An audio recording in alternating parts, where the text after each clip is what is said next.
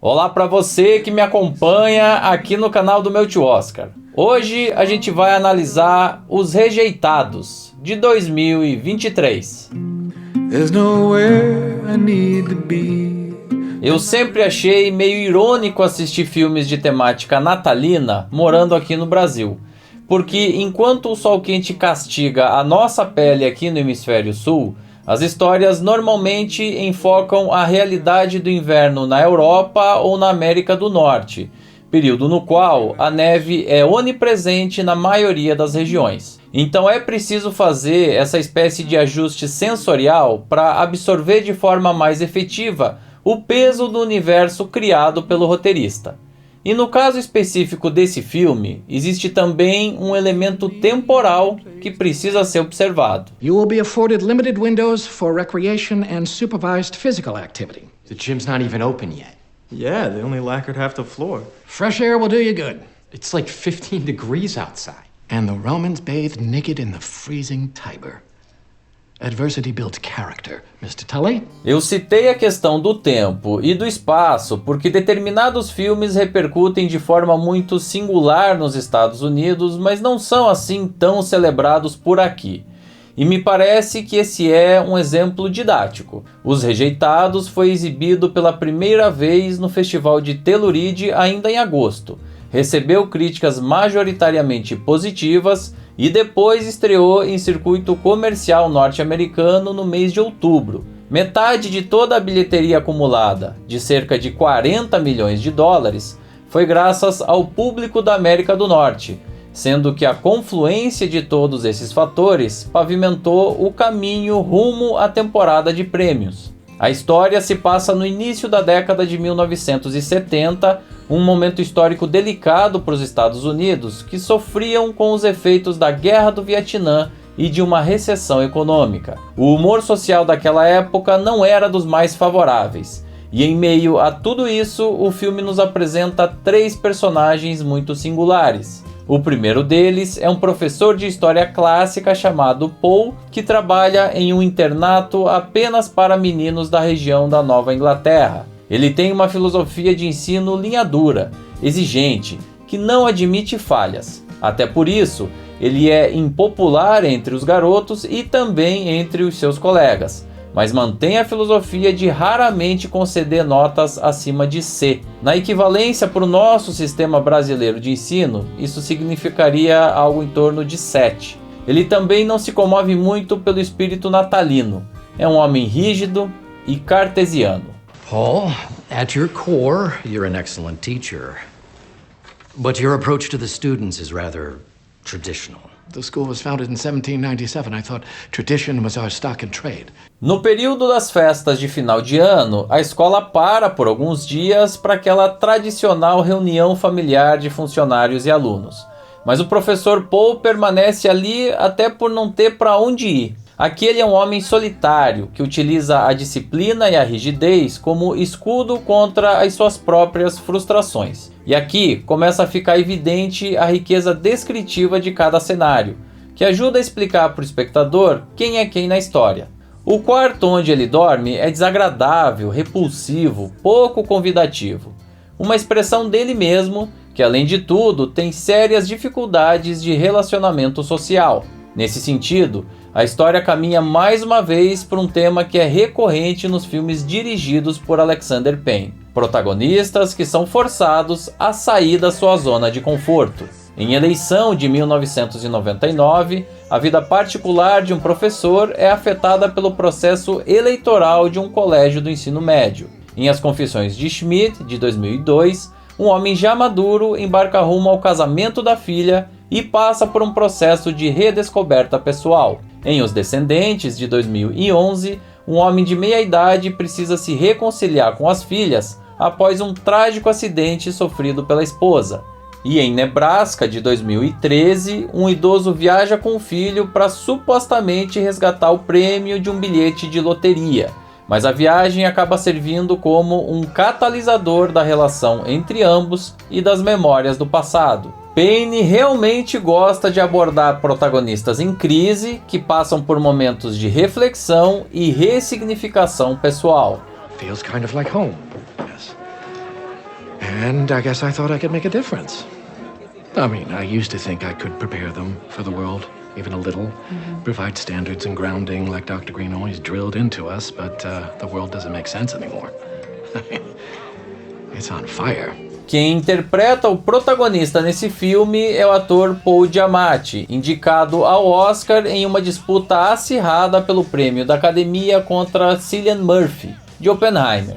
Essa é a segunda indicação dele na carreira, que já competiu anteriormente em 2005 pelo papel coadjuvante de A Luta pela Esperança. Eu gosto bastante do trabalho, principalmente pelo aspecto introspectivo, que exige momentos localizados de explosão emocional. Quanto mais a narrativa avança, melhor você vai conhecendo aquele personagem pela maneira como ele se comporta e se relaciona. São informações pontuais, fracionadas e contínuas, muito bem dosadas pelo roteiro e trabalhadas pelo ator. Um trabalho que se complementa mutuamente. Payne e Giamatti já tinham trabalhado juntos em 2004 no filme Sideways, entre umas e outras. Na época, muito bem repercutido pela crítica. Mas a linha narrativa do Professor Paul não se sustentaria sem o personagem Angus Tully, um de seus alunos que permanece no colégio durante as festas de final de ano. Ele tem um problema contundente de rejeição familiar, não suporta o ambiente da escola, mas vai ser obrigado a passar algum tempo com seu algoz naquele espaço. E daí nasce um processo de descoberta, evolução mútua e entendimento. Aqueles dois homens que estão em estágios diferentes da vida lidam a todo momento com suas próprias amarguras, tentando negar a si mesmos. Mas a convivência forçada ativa a aceitação e a compreensão de ambos. É um filme que justifica o clima natalino pelo conflito, e não pelo mais comum, que seria o júbilo. Confesso que eu gosto muito mais da segunda parte por causa da evolução narrativa desses dois personagens, além dos diálogos entre eles. Pretty good teacher, kid. Too bad everybody dislikes you. Pretty much hates you. But you must know that, right? Touché, sir. Touché. O personagem do Angus foi interpretado por Dominique Sessa, ator norte-americano ainda jovem que estreou nas telas justamente por esse papel. Ele chegou a ser reconhecido por diversas associações de críticos com prêmios de revelação do ano, e certamente possui talento para seguir uma carreira consistente. O que eu mais gosto nele é a maturidade de interpretar um jovem com tantos conflitos sem perder a linearidade e a alta qualidade do trabalho geral.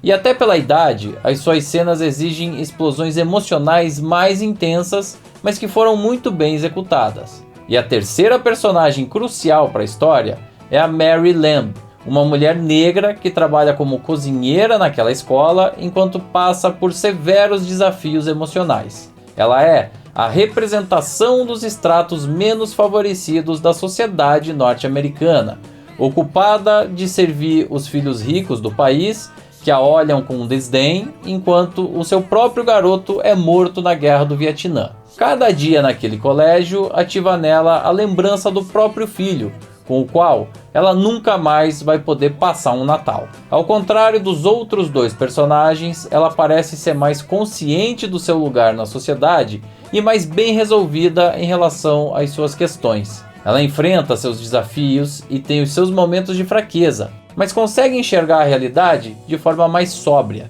Isso garante o contraponto narrativo necessário para o roteiro e a consolida como uma coadjuvante por excelência. Por mais que seja importante, o filme não é sobre ela, e sim sobre aqueles dois homens lidando com as suas insatisfações e que encontram na Mary os gatilhos necessários para a evolução deles. Thank you, Mary. That was just lovely. Oh, is that an actual compliment? Oh, come on. You know, I don't think I've ever had a real family Christmas like this before. Christmas dinner, I mean, family style. Out of the oven, all the trimmings. My mom always just orders in from Delmonico's. Well, she's got the right idea. Next year, I'm ordering from Delmonico's.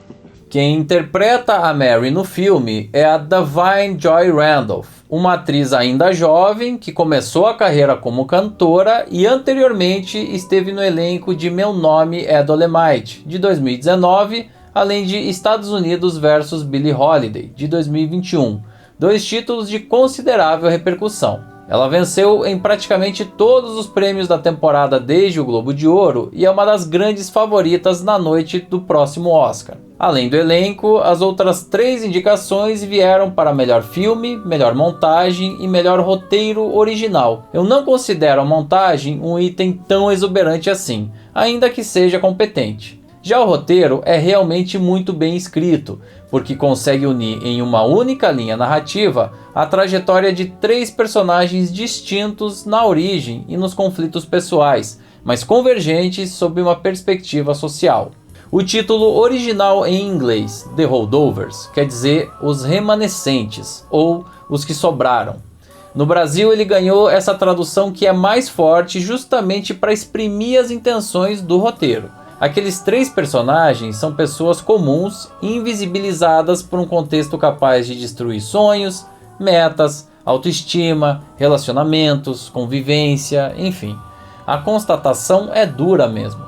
Fazer essa história transcorrer durante o período do Natal serviu a 2 propósitos: demonstrar o quanto eles são socialmente rejeitados e forçar uma convivência artificial que os fez enxergar caminhos de entendimento, compreensão e fraternidade em meio ao caos. I've got a noisemaker. Where the hell did you get that? I don't know. Found it. Well, you're not deploying that in here. You know, you weren't this uptight in Boston. Oh. Danny, where do you stand on indoor fireworks? About as far away as I can. It's very wide. Ainda que não seja o foco principal, eu gosto como o filme sugere os temas da saúde mental, da tolerância e da empatia. Ao conhecer melhor o professor, você entende como ele se tornou aquele homem ranzinza, amargurado e intransigente. Ao descobrir a trajetória daquele jovem, toda aquela rebeldia aparentemente sem causa passa a fazer todo sentido. E ao absorver o contexto histórico e social daquela cozinheira, você compreende a resignação e a impaciência cotidiana dela. Mas repare que os 3 eventualmente deixam cair a armadura, eles desabam, eles se humanizam. O texto é assinado por David Hemmingson. Visualmente falando, a estética do filme recria enquadramentos, texturas e transições dos filmes da década de 1970. Até mesmo os logotipos do início resgatam isso, assim como os créditos de abertura e a trilha sonora. Pode parecer estranho em um primeiro momento, e eu até acho que no primeiro terço isso atrapalha um pouco o ritmo, mas depois as coisas engrenam. E agora um conselho: se alguém te disser que esse filme é uma comédia, não acredite. Apesar de ter concorrido como tal em premiações como o Globo de Ouro, a produção é um drama com apenas algumas situações de fundo cômico. A essência do filme está na exploração de emoções humanas que nada tem a ver com a sátira, a ironia, o deboche ou a paródia. What I say during a private conversation is none of your goddamn business. You are not to judge me. It wasn't a private conversation. The wife and I were there. Yeah. And I helped you. Why did he ask if you landed on your feet? What is this, Nuremberg? You're the hard ass constantly telling everybody not to lie and going on and on about the honor code. Os Rejeitados é daqueles filmes que optam por abordar o cidadão comum, cotidiano, invisível. Mais especificamente, 3 indivíduos de origens distintas com uma característica em comum: terem trajetórias de vida marcadas pela indiferença, pela frustração e pelo desequilíbrio emocional. Com um roteiro excelente e atuações de alto nível, é certamente um dos bons filmes da temporada e por isso merece a sua atenção.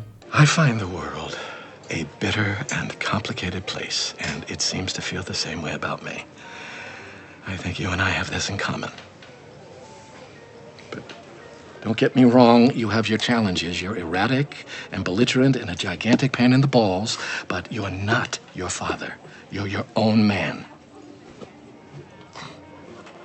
E agora eu queria saber de você aí que me acompanha. Qual é a sua opinião sobre Os Rejeitados? Você foi impactado por ele? Deixe o seu recado aqui nos comentários e aproveite para dar um like, se inscrever no canal e ativar as notificações no sininho. Também confira o nosso programa de membros que te dá direito a vantagens exclusivas. A gente segue analisando todos os filmes indicados ao Oscar na categoria principal e a próxima sessão vai ser do vencedor do Leão de Ouro no Festival de Veneza de 2023.